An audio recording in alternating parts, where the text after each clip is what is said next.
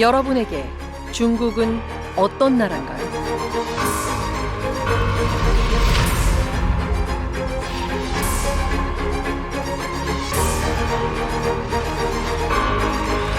必将在钢铁长城面前碰得头破血流。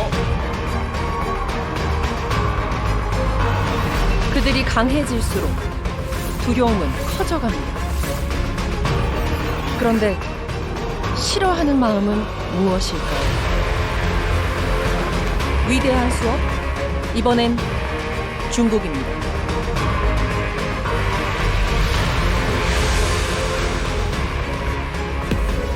일 년에 걸쳐 세계 최고의 중국 전문가들을 만났습니다.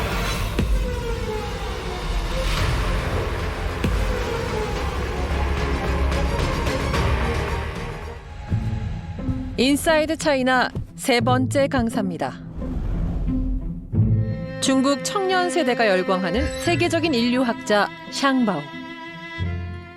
많은 사람들, 특히 젊은이들은 묻습니다. 중국의 미래는 어떻게 될까? 우리는 무엇을 위해 싸우고 있나요?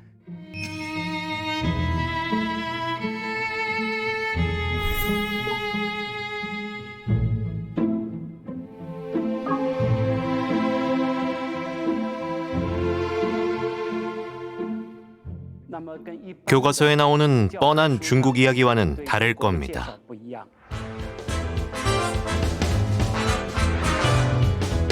전 세계에 흩어져 있는 위대한 생각들을 모았습니다.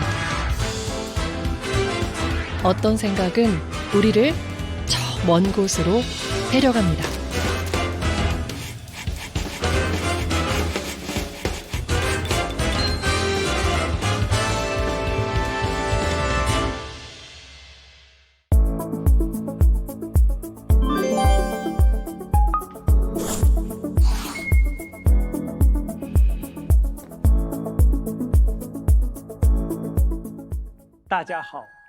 위대한 수업에 오신 걸 환영합니다.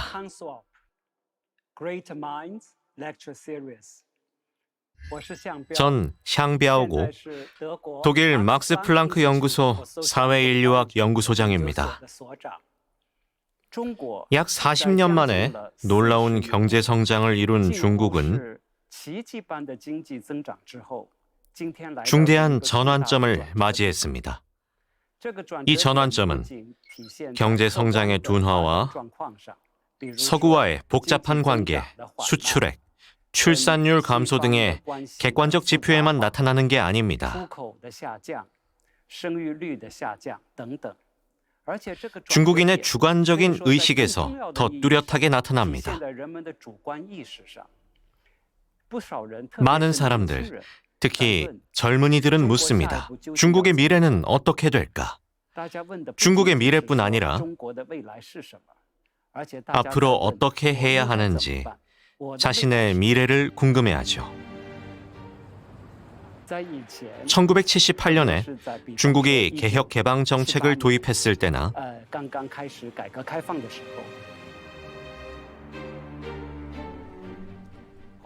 1984년에 도시 개혁을 했을 때 중국인들은 정부만 믿고 따르면 성장할 수 있다고 생각했어요. 하지만 지금처럼 복잡한 환경에선 개인적으로 해결해야 할 일이 많죠. 자기 스스로 선택해야 해요. 오늘부터 중국의 상황을 논할 건데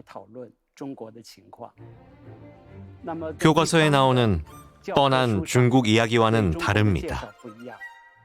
이 수업에서는 중국이 어떤 나라이며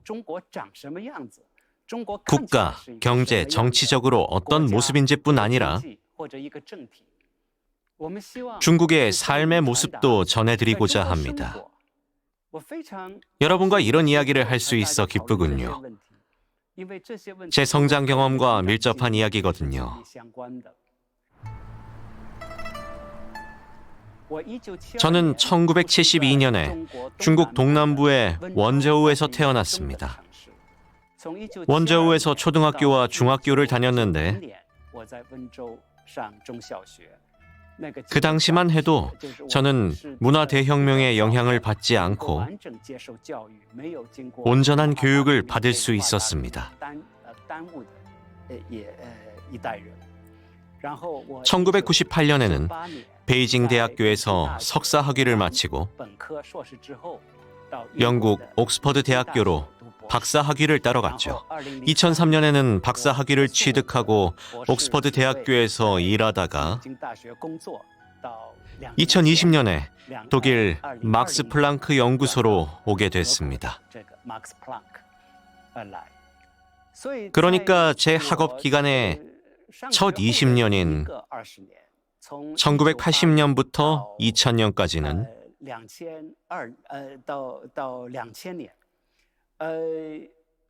중국에서 초등학교부터 대학교까지 다닌 겁니다.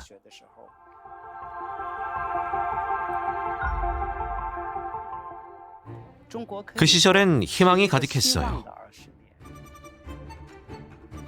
개혁개방 정책과 농촌개혁, 도시개혁까지 20년간 이뤄진 개혁의 과실을 누리며 중국인 대부분이 희망에 가득 찼죠.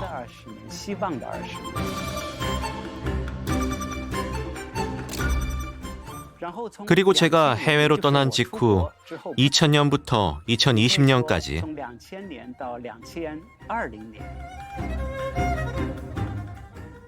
중국은 눈부신 성장과 발전을 이뤘습니다.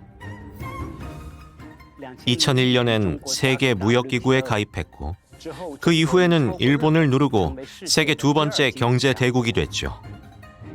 13亿多中国人民正在为实现中华民族伟大复兴的中国梦而奋斗。 그 뒤 중국은 1대1로라는 야심찬 프로젝트를 추진했어요. 새로운 실크로드 전략이죠.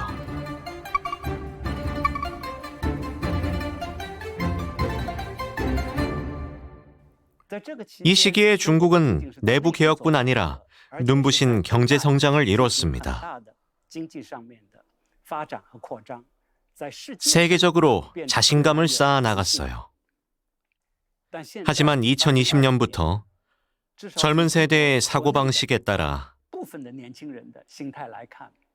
세 번째 시기가 시작됐습니다. 강한 의심과 반성의 시대가 도래한 것이죠. 아주 중요한 시기예요. 젊은 세대는 어떻게 자신을 돌아볼까요? 그들의 생각이 향후 20년에 큰 영향을 미칠 수도 있습니다. 오늘부터 중국 소셜미디어에서 인기 있는 5개의 키워드를 통해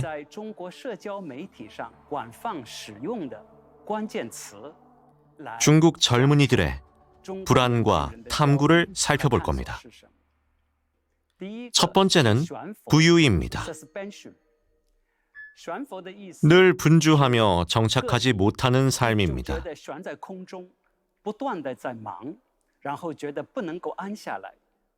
삶의 목적을 모르죠. 마음 깊이 불안감을 느끼고 분주하지만 어디로 향하는지 몰라요. 이것이 첫 키워드입니다. 부유란 삶의 상태를 뜻합니다. 아주 작은 벌새라고 생각해 보세요. 날개도 아주 작아서 계속 펄럭거려야 하죠. 공중에 떠 있으려면 아주 빠르게 펄럭여야 해요. 그러니 항상 분주하고 지칠 수밖에 없습니다. 하지만 한 걸음도 앞으로 나아가지 못하죠. 그렇다고 날개를 멈추면 즉시 땅으로 추락하게 되죠.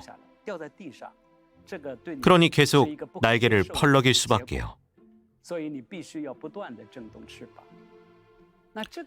부유는 마치 인생이 벌새와 같다는 걸 상징해요. 이런 생각을 하게 된 것은 1994년 중국 남부 주장강 삼각주에서 농민공을 연구할 때였어요.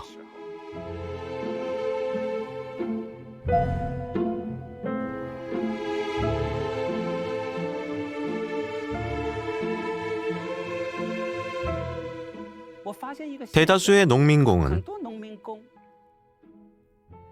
같은 회사에서 1년 이상 일하지 않더군요.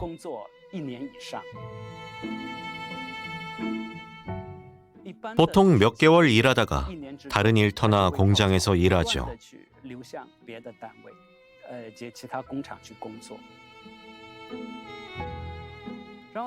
그런 식으로 이직하며 생활이 개선됐을까요?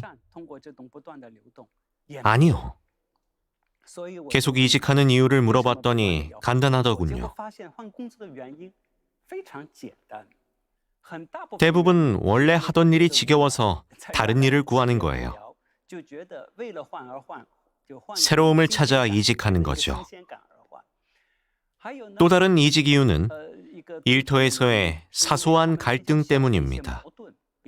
예를 들어 상관과 갈등을 빚거나 기숙사 룸메이트와 갈등을 빚는 건데요. 분쟁 해결 메커니즘이 없으니 어떻게 해결해야 할지 모르는 거죠. 그저 욱해서 떠날 뿐입니다.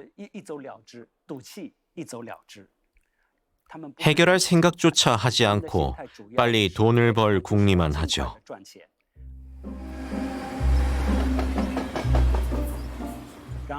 돈을 충분히 벌고 나면 더는 농민공으로 일하지 않아도 되고 고향으로 돌아가 작은 가게를 열고 새로운 인생을 살 수 있거든요.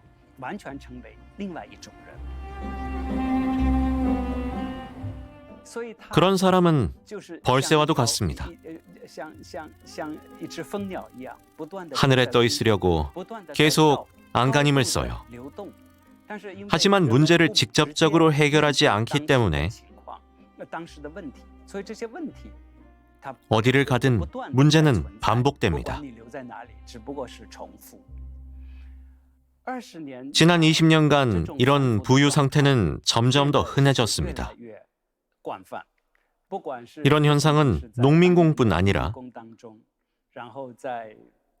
대학생, 과학과 기술 인력, 여러 전문가들에게도 나타나고 공직자도 예외는 아닙니다. 즉, 부유는 현재 하는 모든 일이 무의미하다는 뜻입니다. 아주 헌신적으로 일을 하는 이유는 일이 좋아서가 아니라 오히려 정반대예요. 열심히 일해서 돈과 자원을 축적한 다음 다른 환경으로 넘어가는 거죠.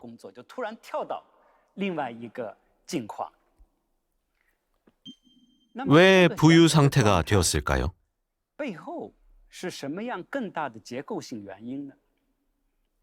첫째, 여러 직장을 옮겨 다니려면 이직할 회사가 있어야 합니다.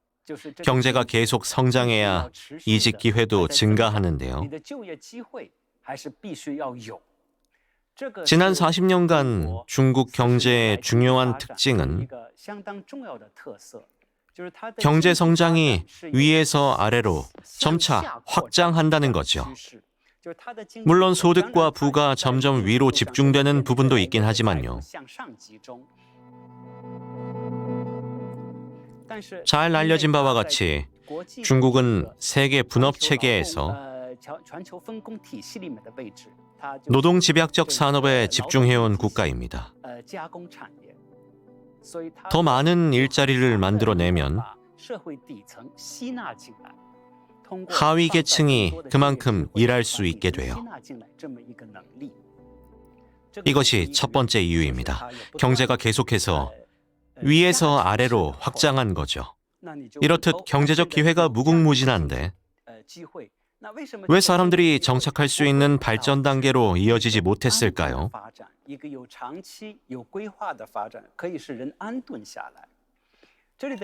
농촌과 도시의 관계 때문입니다. 중국은 뚜렷하게 도시와 농촌이 나뉘어 있어요. 농촌 인구는 마음대로 도시로 이동할 수 없었죠. 하지만 개혁 개방 정책 이후엔 농촌 인구가 자유롭게 도시로 가서 일하게 됐어요.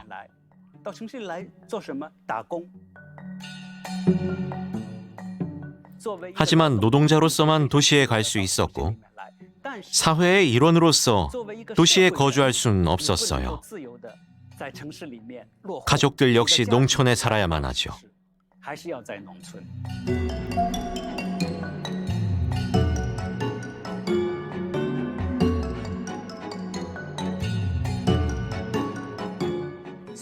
그래서 도시에는 일하러 가고 가정생활과 사회생활은 농촌에서 하게 됐어요. 도시는 일하러 가는 곳일 뿐이니 일에만 집중하고 다른 욕구는 배제해버리죠. 이것이 부유 상태를 이야기하는 두 번째 이유입니다. 세 번째 이유는 부유 상태 그 자체가 중국 경제 발전 모델이 되었기 때문입니다. 경제 개발의 중요한 전략은 흐름이 있을 때 계속해서 가속하는 거예요. 팽이를 생각해 보세요. 팽이가 서서 버티는 유일한 방법은 계속해서 회전하는 겁니다. 그렇지 않으면 쓰러지죠.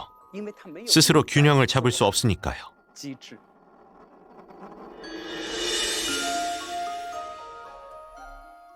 지난 20년간 중국은 물류와 기반 시설에 많은 투자를 했어요. 투자는 금융의 끝없는 흐름에 계속 의존하죠.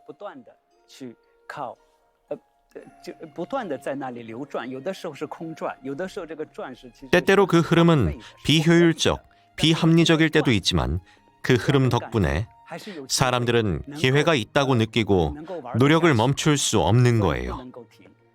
이 또한 구조적 혹은 제도적 부유라고 할 수 있어요. 따라서 부유는 경제 발전과 사회의 구조적 방식인 거예요. 한 개인의 심리이기도 하죠. 결국 개인의 삶의 전략이 됐거든요. 도시로 일하러 온 사람들에게 중요한 건 일에 전념하는 겁니다. 최대한 빨리 돈을 모으기 위해 자기 행복을 유예하는 거죠. 하지만 그런 삶의 상태는 지속할 수 없어요. 또한 부유는 삶과 사회를 이해하는 방식에 영향을 미치며 사람 간의 관계 같은 사회적 관계에도 영향을 미치죠. 앞으로 진행할 수업에서 더 자세히 얘기해 보겠습니다. 감사합니다.